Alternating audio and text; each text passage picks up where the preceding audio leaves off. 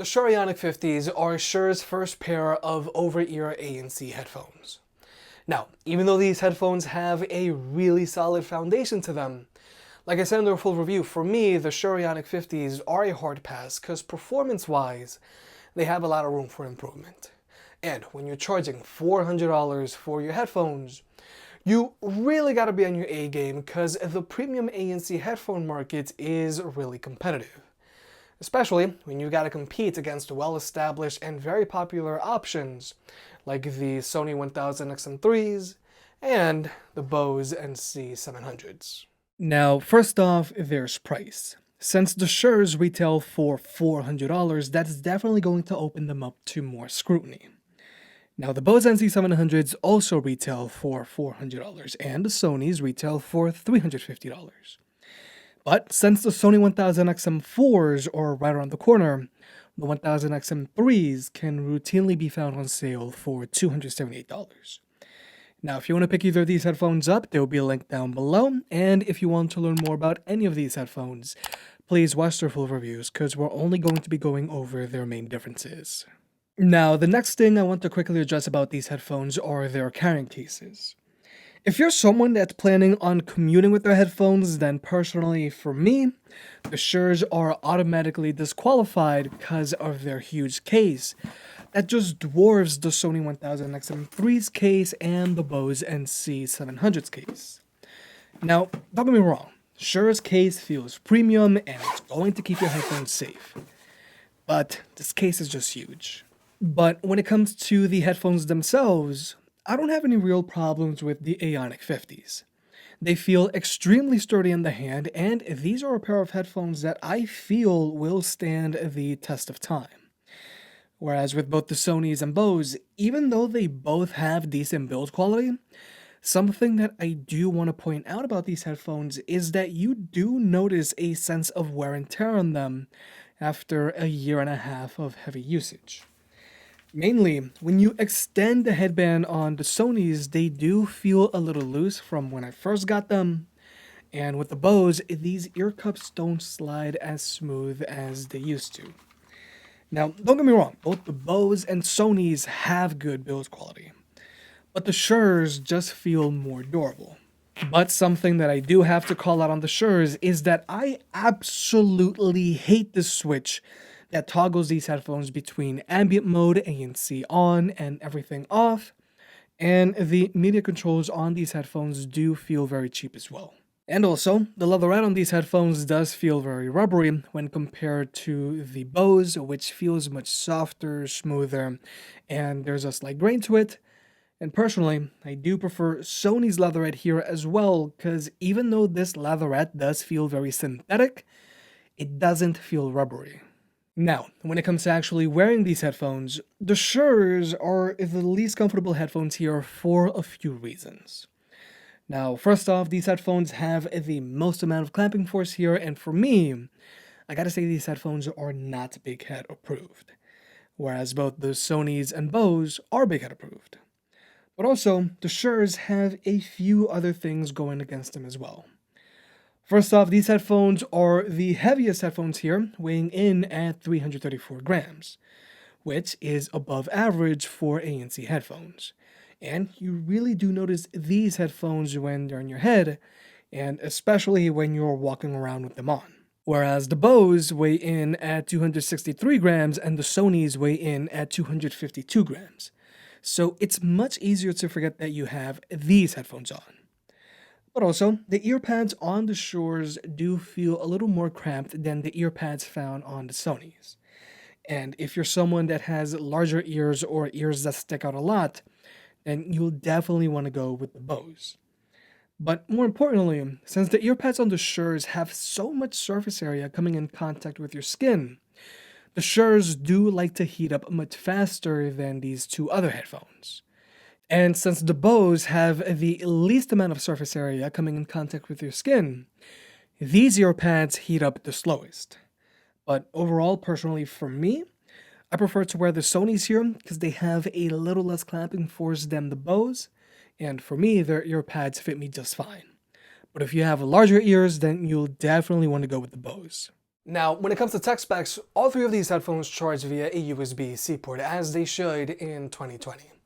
But something the Shures have going for them here is that you can actually use their USB-C port as a wired connection, whereas the USB-C ports on both the Sonys and Bose are strictly used for charging.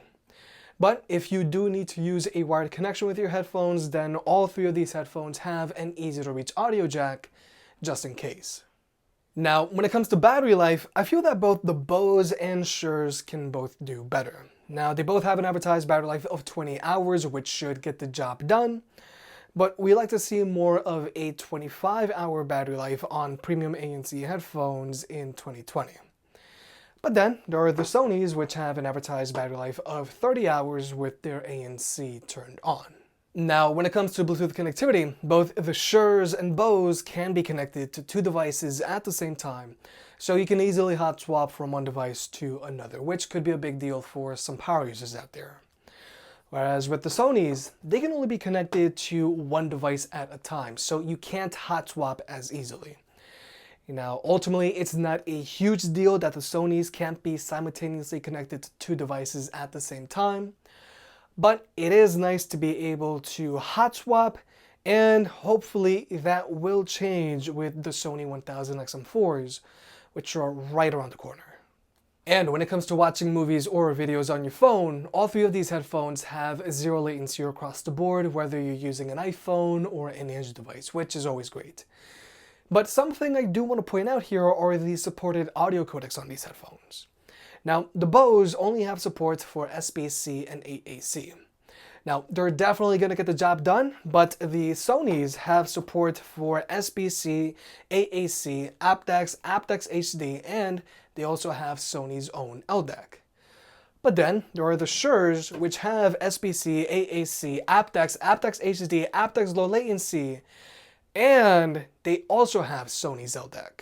But now let's talk about listening to music with these headphones. Now, first off, I gotta point out that even though the Shures have a companion app where you can select from a few pre-made EQ settings, or you can even make your own, these EQ settings are not loaded directly onto the headphones themselves, like how if you select an EQ setting on the Sonys, then they're uploaded directly to the headphones themselves. So your EQ setting is going to follow you from app to app. Whereas with the Shures, if you want to change the EQ on these headphones, you gotta play your locally stored music through this app. And if you were to stream music through some other app, then you're stuck with the stock EQ on the Shures. Now, performance-wise, like I said in the full review, the Shures get very loud, and I feel that anything past 90% volume is going to cause you hearing damage. And when it comes to the instrument separation and soundstage on these headphones, I feel it's very similar to the Sony 1000XM3s.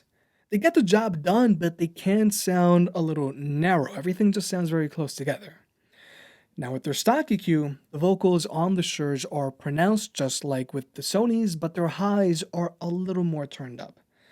But the biggest thing about the Shures is that their bass has very little physicality to it. The bass on the Shures doesn't rattle your head, and their bass also doesn't really resonate all that much. And even though the bass on the Shures doesn't have all that much physicality to it, sometimes the bass on these headphones does start to rattle a little bit, which I feel is just unacceptable for a pair of $400 headphones. And if you were to go into these headphones app and select the low boost EQ, then you're going to hear that rattling more often. And even while in their low boost EQ, these headphones still barely have any physicality to them. Now, even though I just said the Sonys do sound a little narrow, I still maintain that the Sonys are the people pleasers here. Now, first off, these headphones have a fully customizable EQ, so you can make them sound however you want. If you want a bright EQ and focus on the vocals, you can do that, or if you want a bass-heavy EQ, you can also do that. But more importantly, the bass on the Sonys is very different than the bass that you'll find on both the Shures and Bose. The bass on the Sonys resonates a good amount, and you can also make their bass rattle your head a decent amount as well by raising the clear bass setting. And unlike the bass on the Shures, you don't get any distortion with the bass on the Sonys. And I also feel that having all of this physical bass at your disposal on the Sonys is great, because if you use these headphones while watching a movie with their bass turned up, you do get an extra level of immersiveness. But also, having all of that physical bass available on the Sonys does make listening to music a little bit more fun, a little bit more engaging. But then there are the Bose. Now, the Bose have the better instrument separation and soundstage here, but these are better for people who like a neutral or vocals focused EQ. Now, even though the bass on the Bose does resonate better than the bass on the Shure's, the bass on the Bose isn't going to rattle your head like the Sonys do. Now, even though the Bose NC 700s now have an adjustable EQ, even if you were to raise the bass on these headphones all the way up, they're still not going to physically rattle your head. And if anything, if you raise the bass on these headphones too much, then they start to get shallow. So sound quality wise, I feel the Sonys should please most people because you can make them sound however you want and they have a good amount of physical bass to them. But if you want that better instrument separation and soundstage, then you should go with the Bose. But now let's talk about the active noise cancellation on these headphones. Now, first off, everything that I said about the Shure's concerning their sound quality was with their ANC turned off. Because if you use these headphones with their ANC turned on, then they start to sound a little shallow. Whereas with these other two headphones, their ANC doesn't really change how they sound, which is good. But also, performance-wise, plainly said, the Shure's just can't keep up here. But so that you can see for yourself, we're going to jump into an ANC test. Now, just to be clear here, the Shure's are being tested in their maximum ANC setting.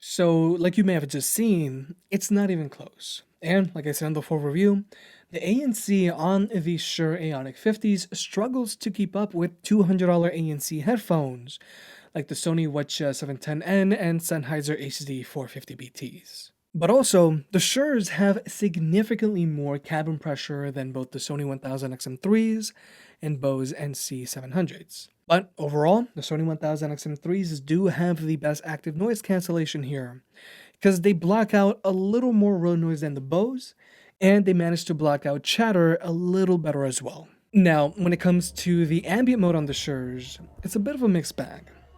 The good thing about it is that it sounds very natural and there's zero hissing in the background, like these other two headphones. And you can even adjust how much noise these headphones let in. But personally, I don't use it past 50% because anything after that sounds way over amplified. But the problem with Shure's ambient mode is that it picks up a lot of wind noise when walking outdoors, which isn't an issue with these other two headphones.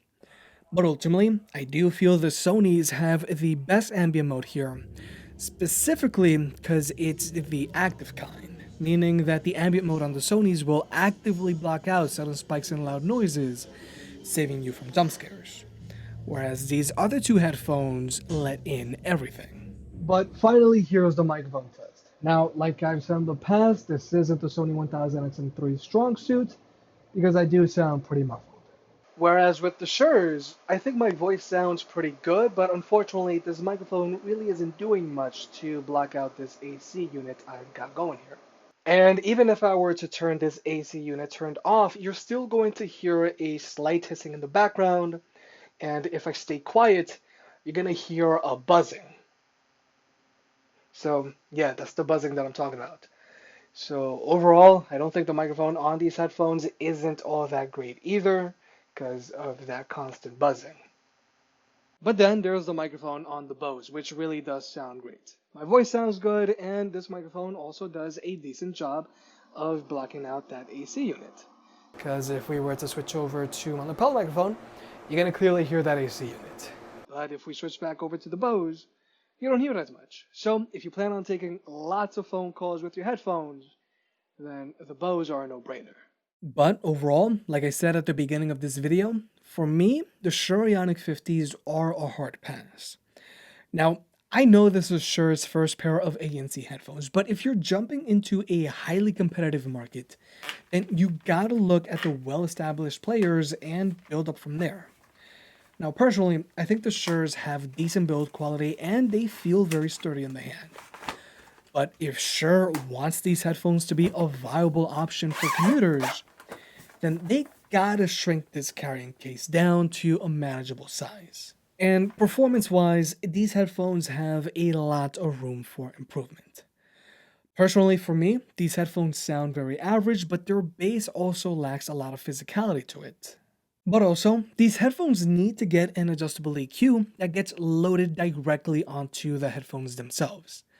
Because, let's face it, the majority of people stream the majority of their music these days. But then, there's the active noise cancellation on these headphones. The ANC on these headphones just can't compete with these other two headphones, and honestly, you're getting less than entry-level ANC headphone performance on these $400 headphones. And finally, there's the ambient mode. It sounds good, but it picks up way too much wind noise. So overall, you can't go wrong with either the Sonys or the Bose, but right now, I would hold off from getting the Sonys because the 1000XM3s are right around the corner. If you made it this far, I guess you enjoyed the video, so hit that like button and get subscribed. It helps out more than you realize. If you want to pick another products up mentioned in this video, those will be linked in the description down below, and you can also support the channel by checking out the merch store. But other than that, I'll catch you next time.